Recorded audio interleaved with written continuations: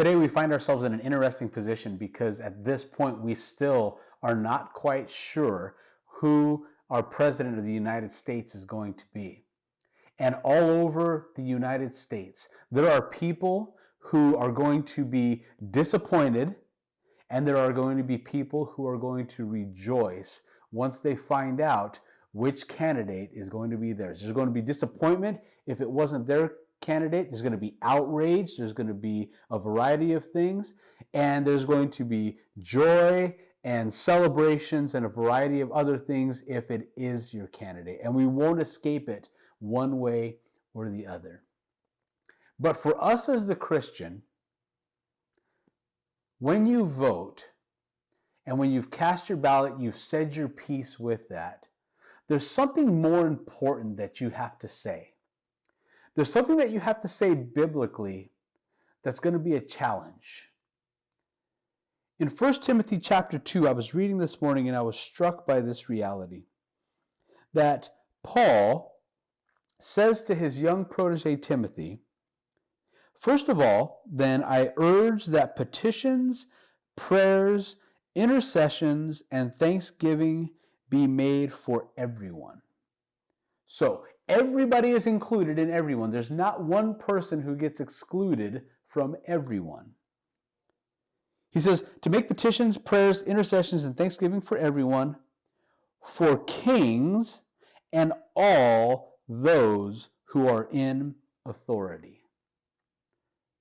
Friends, that's an important and challenging thing for us as the Christian church, as God's ambassadors, representatives of the gospel in the world, that our responsibility with regards to what we've done with our vote, as a response to that vote, is to say that no matter whether we fall in the camp of those who are rejoicing or those who have a grievous disappointment, is to pray for all of our civic leaders. Now, I know what you may be thinking. You may be thinking, well, then I'm going to pray certain things, you bet, about that individual that they may not like, that I'm going to pray that God does to them or for them. But listen to how he continues. So that we may lead a tranquil and quiet life in all godliness and dignity. You see what Paul is saying there to Timothy is there's a cause and effect that happens here.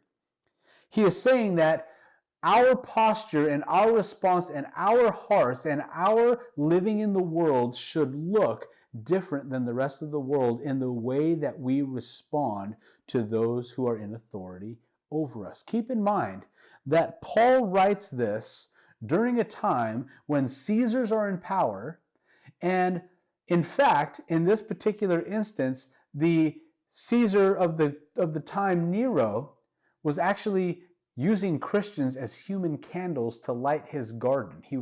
They would dip them in oil and set them on fire to light his garden for sport.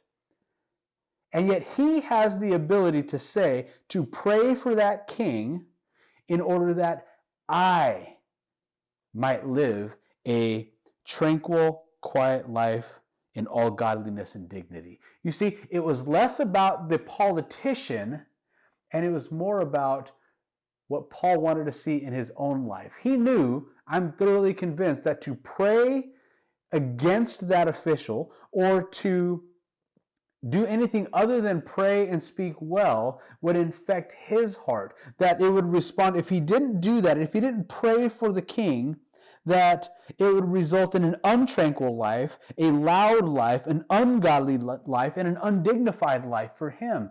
He would go to the places that he was saying about those individuals, and he says, no, there's a better way to do that. He says, pray for the king. Pray for their intercede on their behalf. Pray for thanksgiving. Pray for that king and all who are in authority, because it's going to have an impact on how you live your own life. Live a noisy, angry life with your politicians, your whole life is going to be noisy and angry. Pray for the hardest people for you to pray for, and you're going to live a tranquil and dignified and godly life. That's what we should aspire to, Christians. So today, as we sit in the wake of an election that is still undetermined, would you take that posture? Would you pray for the officials that you want in office? And would you pray for the officials that you don't want in office?